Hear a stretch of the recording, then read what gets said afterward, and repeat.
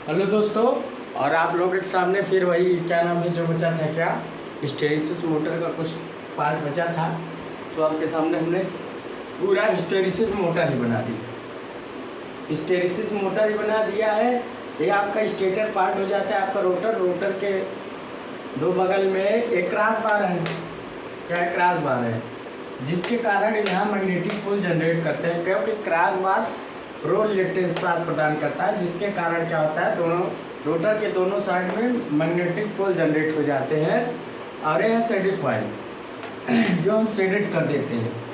इसलिए इसके जो स्टेटर की जो संरचना होती है वो शेडेड पोल टाइप होती है।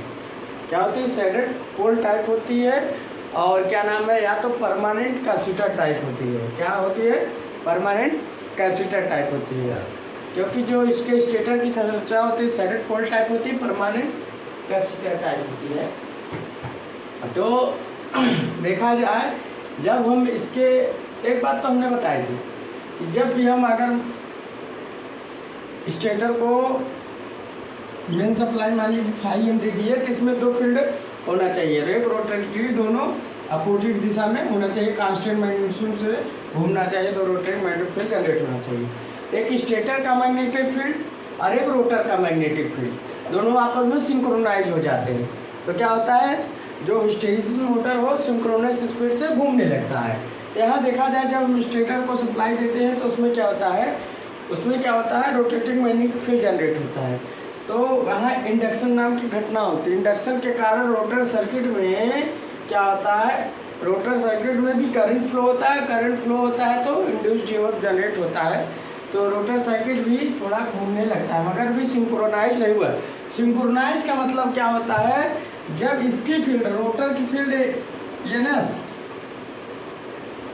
मतलब RMF, rotating magnetic field stator, और रोटेटिंग मैग्नेटिक फील्ड रोटर, जब आपस में क्या हो जाते हैं, सिंक्रोनाइज हो जाते हैं, तब वो सिंक्रोनाइजेशन कहलाता है। उसके बाद यहाँ क्रॉस बार क्या होते हैं, क्रॉस बार लो रिएक्टेंस पाथ प्रदान करते हैं। लो रिएक्टेंस पाथ प्रदान करते हैं तो क्या होता है, दोनों साइड मैग्नेटिक पोल जनरेट हो जाता है इसके कारण। तो ये क्या करता है, ये स्वयं का मैग्नेटिक फील्ड जनरेट करता है, स्वयं का आरएमएफ जनरेट करता है, जिसके कारण इसका जो मैग्नेटिक पोल का जो क्या होता है, ये क्या होता है, जो मैग्नेटिक पोल होता है ये क्या होता है, परमानेंट मैग्नेट टाइप हो जाता है एक तरफ से मैग्नेटिक, जो कि क्या होता है, ज़्यादा देर तक एनर्जी कंज्यूम किए रहते हैं। तो इसका मैग्नेटिक फील्ड और स्टेटर का मैग्नेटिक फील्ड दोनों आपस में क्या हो जाते हैं, सिंक्रोनाइज हो जाते हैं। जो सिंक्रोनाइज हो जाते हैं तो क्या होता है, हमारा रोटर, हमारा जो क्या होता है, सिंक्रोनिज का सिद्धांत लागू हो जाता है। हमारा कहते हैं कि हिस्टेरिसिस मोटर सिंक्रोनस स्पीड से घूमने लगता है। अब क्या दिखा जाए कि जो सिंक्रोनस स्पीड है वो आपका क्या होता है, मतलब रोटर का मैग्नेटिक फील्ड और स्टेटर का मैग्नेटिक फील्ड दोनों एक दूसरे में सिंक्रोनाइज होता है, वही सिंक्रोनस स्पीड से घूमते हैं, तो रोटर उसकी दिशा में घूमता है। तो सिंक्रोनिज्म का ये मतलब होता है। तो इसका जो स्टेटर होता है शेडेड पोल टाइप होता है, या तो परमानेंट कैपेसिटर टाइप होता है। रोटर आपकी स्क्वायरल केज इंडक्शन मोटर की इस्तेमाल होती है। रोटर में क्या होता है, कोबाल्ट स्टील का बना होता है, जिसका हाई हिस्टेरिसिस बीएस का ज़्यादा होता है, हाई हिस्टेरिसिस लॉस होता है। हाई हिस्टेरिसिस लॉस से हाई हिस्टेरिसिस टार्क बना रहता है, जितना रोटर घूमेगा उतना हाई हिस्टेरिसिस लॉस होगा। क्योंकि परमानेंट मैग्नेट का हमने बनाया, हाई हिस्टेरिसिस लॉस होगा तो हाई हिस्टेरिसिस टार्क जनरेट होगा। तो आपका लमसम यही प्रोसेस, यही हर जगह अपनाया जाएगा। देखिए, आपको जो हमने बताया सीधा आपको वही, इसके प्रीवियस वाले में भी आप थ्योरी लिख सकते हो, अभी जो मैंने बताया वो भी थ्योरी से। तो आपको जो थ्योरी है वो अच्छा थ्योरी लिखिए, क्योंकि आप पे डिपेंड करता है आप कैसा मतलब थ्योरी लिखना चाहें। तो आपको अगर यहाँ थ्योरी लिखना है कि हमने स्टेटर को मैग्नेटिक फील्ड दिया तो उसने आरएमएफ जनरेट किया, जो स्टेटर का आरएमएफ है। उसके बाद क्या है, रोटर में भी करंट जनरेट होगा, तो लो क्रॉस बार के कारण दो मैग्नेटिक पोल जनरेट हो जाएंगे।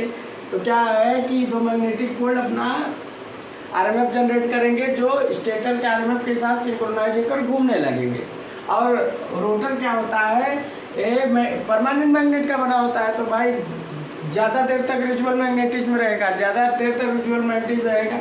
हिस्टेरिसिस लॉस को कंज्यूम भी करता रहता है, और हिस्टेरिसिस लॉस ज़्यादा होगा, और हिस्टेरिसिस लॉस तो कांस्टेंट है, तो हिस्टेरिसिस स्टार का भी कांस्टेंट रहेगा, तो उस पर लागू होता रहेगा। तो हमारा जो है हिस्टेरिसिस मोटर का जो रोटर है सिंक्रोनस स्पीड से घूमता रहेगा।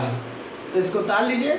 अब स्टेटर लिखवा देंगे, रोटर लिखवा देंगे। उसके बाद इसका यूज क्या होता है, इसका यूज आपका जहाँ होता है, इसको उतार लीजिए।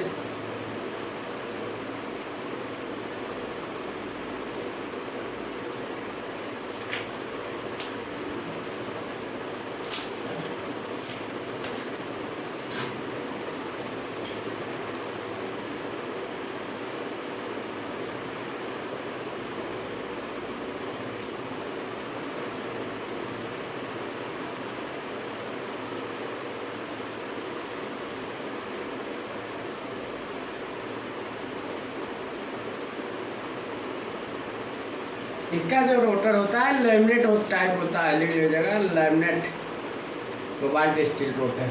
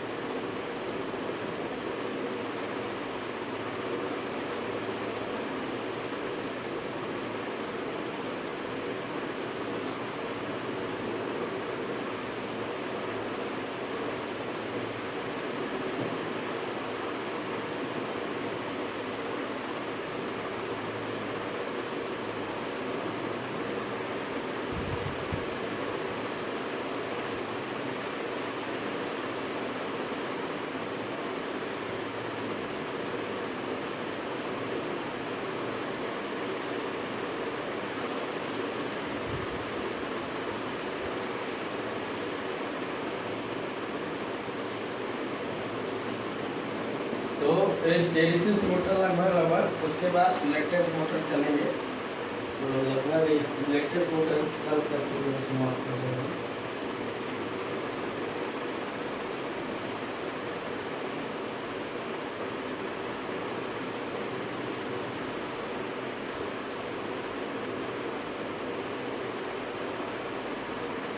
कोई भी मोटर सीधा तुरंत सिंक्रोनस स्पीड से नहीं चलने लगती, उसको सिंक्रोनाइज किया जाता है, तो वो सिंक्रोनस स्पीड से चलते हैं। तो सिंक्रोनाइज क्या होता है, फील्ड होता है, स्टेटर का फील्ड और रोटर का फील्ड आपस में सिंक्रोनाइज हो जाता है। इसको याद रख लीजिएगा। आपको अगर एग्जाम में फिगर आता है, कभी कभी ये फिगर पूछ लेता है, तो फिगर को दिमाग में बैठा रखिएगा।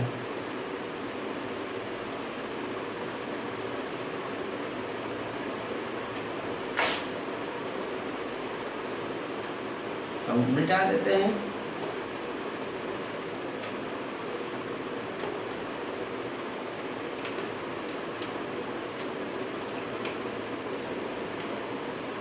अब बात करें अगला स्टेप।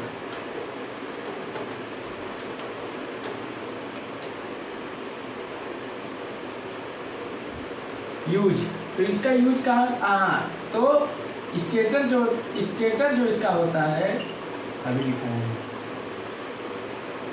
सैडेड पोल टाइप होता है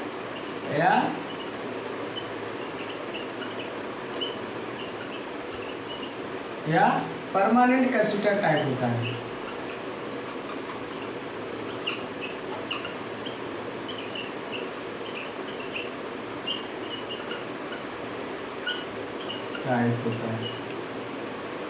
तो सैडेड पोल टाइप होता है या परमानेंट कैपेसिटर टाइप होता है। नॉन मैग्नेटिक मटेरियल का बना होता है, लिख लीजिए, make a non magnetic material.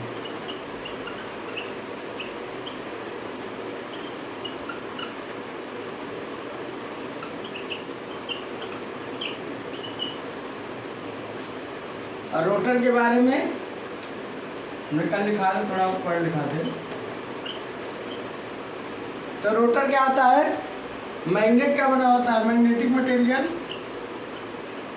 Magnetic material. तो किसका बना होता है, कोबाल्ट स्टील, कोबाल्ट स्टील, किसका, कोबाल्ट स्टील का बना होता है। और दूसरा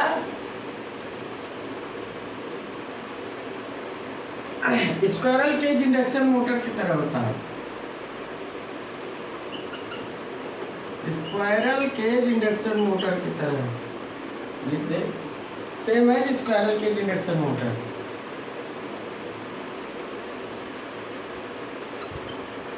same as squirrel cage induction motor, cage induction motor. और तो हाई हिस्टेरिसिस लॉस होता है, हिस्टेरिसिस स्टार्ट होगा। तो रिजुअल मैग्नेटिज्म ज़्यादा होता है कोबाल्ट स्टील का, लिख सकते हो, रिजुअल मैग्नेटिज्म मोर कोबाल्ट स्टील, कोबाल्ट स्टील। तो अब ज़्यादा होता है तो हाई हिस्टेरिसिस लॉस ज़्यादा होगा,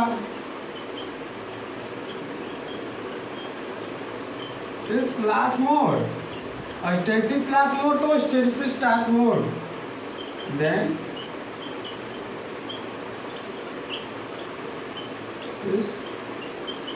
स्टार्ट मोर।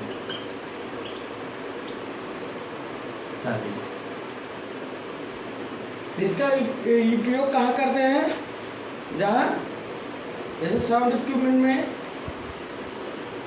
और क्या करते हैं टाइमिंग डिवाइसों में। तो जैसे आप टेप रिकॉर्डर में, टेलीक्रोम में, फोनोग्राफ में और इलेक्ट्रिक क्लॉक में इसका यूज करते हैं।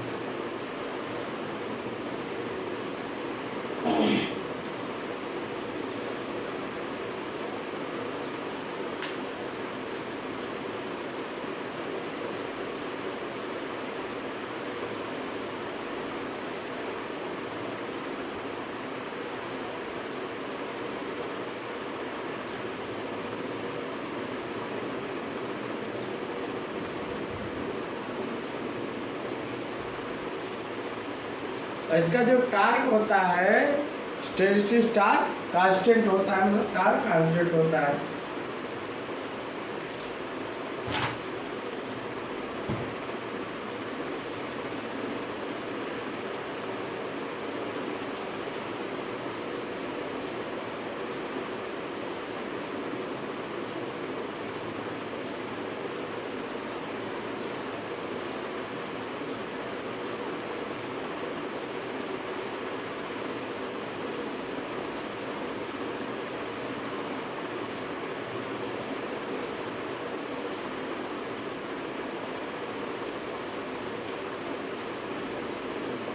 अब देखा जाए, इसको थोड़ा सा मिटा देते हैं, आप लोग बता लीजिए, कुछ और पॉइंट लिखना है। तो पॉइंट क्या लिखना है, पॉइंट लिखना है कि इसका इनर्शिया लोड हैवी होता है, याद रखिए, ये लोड वेरी हैवी।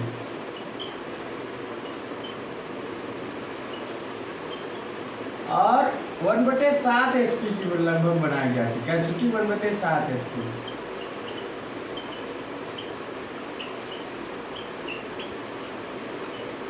और बात किया जाए इसका साइज, इफिशिएंसी और परफॉर्मेंस इंडक्शन मोटर की तरह होती है।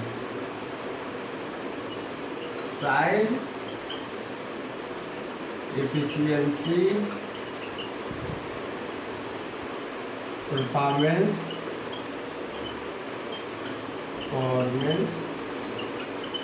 Same as induction motor, same as induction motor.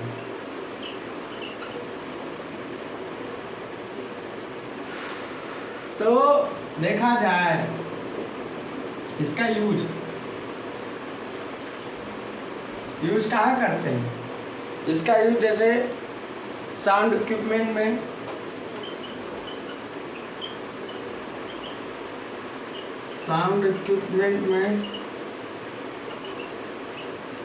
दूसरा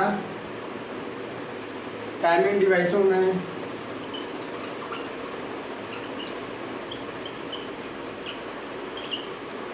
और टेप रिकॉर्डर में,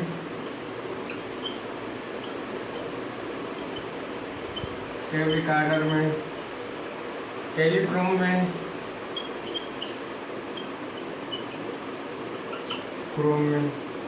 और टेप रिकॉर्डर, टेलीक्रोम, फोनोग्राफ में, फोनोग्राम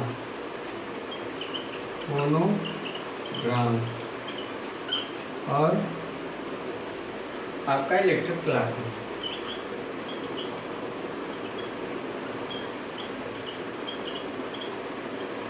क्लॉक इलेक्ट्रिक चलिए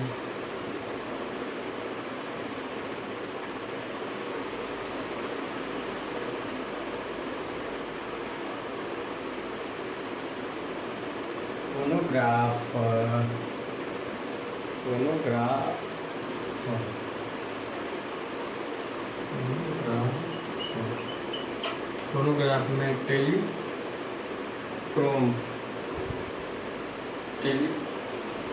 बोलते सर,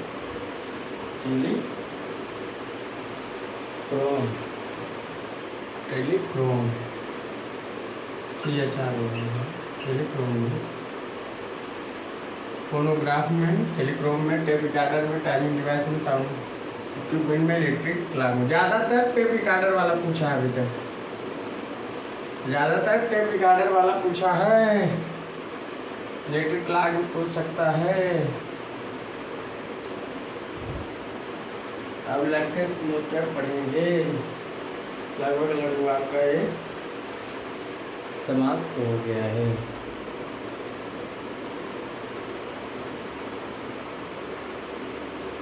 आज क्लासिफिकेशन पढ़ लेते हैं। कल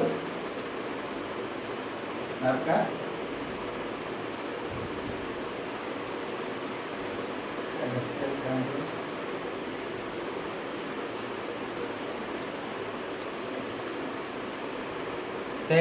हिस्टैरिसीस मोटर का हिस्टैरिसीस स्टार्ट कांस्टेंट रहता है, नो लोड से फुल लोड तक।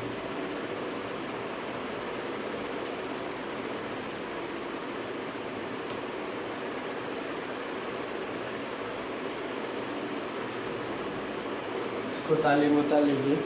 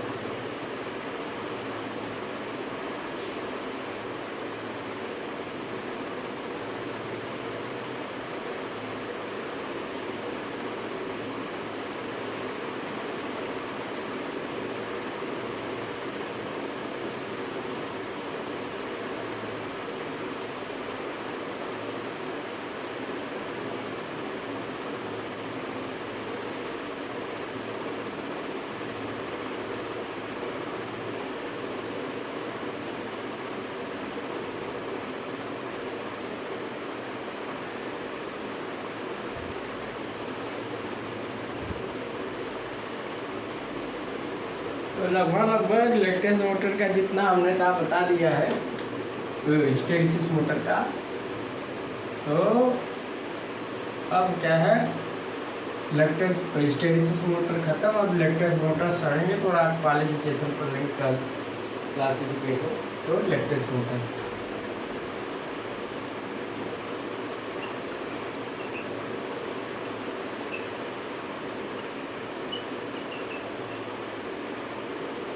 बात किया जाए इलेक्ट्रिक मोटर। तो क्लासिफिकेशन ऑफ इलेक्ट्रिक मोटर आपका कितने टाइप का होता है। एक होता है according two phase, according two phase. एक होता है according to speed,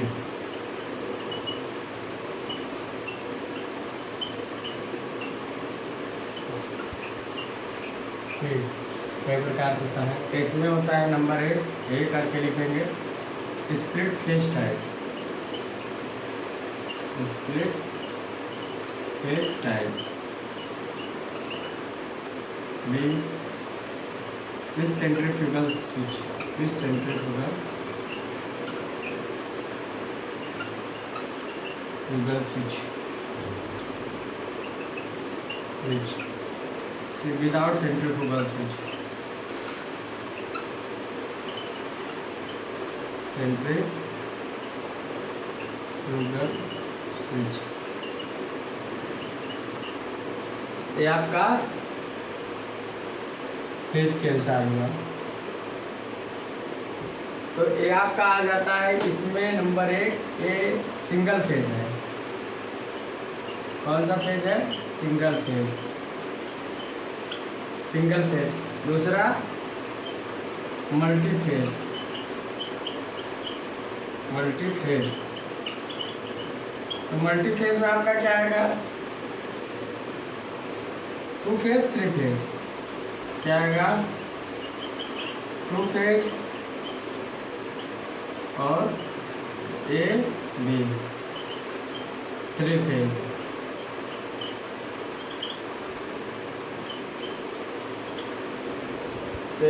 single phase, multi phase. तो सिंगल फेज में आएगा split phase type with centrifugal, without centrifugal. और मल्टी फेज में होता है टू फेज, थ्री फेज। उसके बाद स्पीड के अनुसार number A synchronous speed,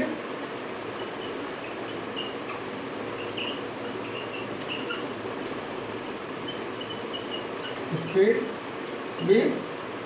without synchronous speed, sub synchronous speed.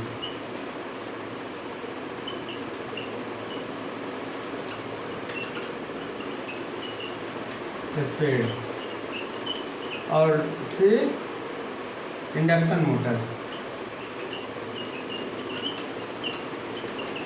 Induction electric motor.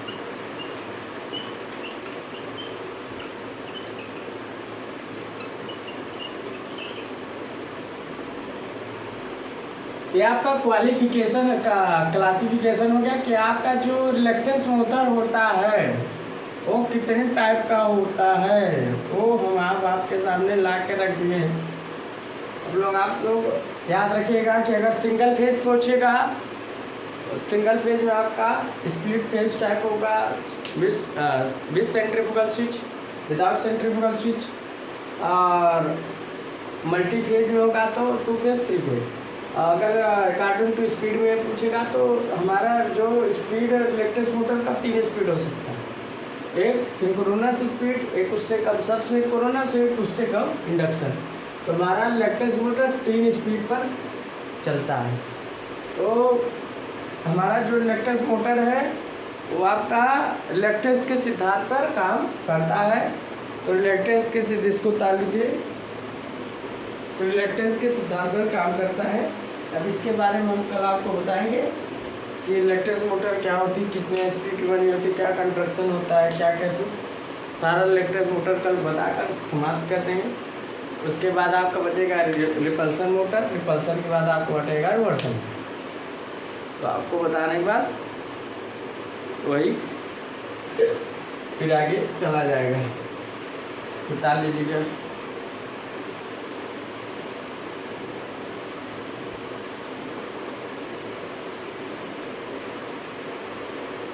तो ये आप लोग अच्छे से पढ़ लीजिएगा, और अगर मेरी वीडियो अच्छी लग रही है तो लाइक और सब्सक्राइब करें, मेरे दोस्तों के साथ शेयर कीजिए। और स्टेप बाय स्टेप वीडियो चल रहा है, आप प्लेलिस्ट में जाएंगे तो आपको सारा वीडियो मेरा स्टेप बाय स्टेप करके मिलेगा। So thanks.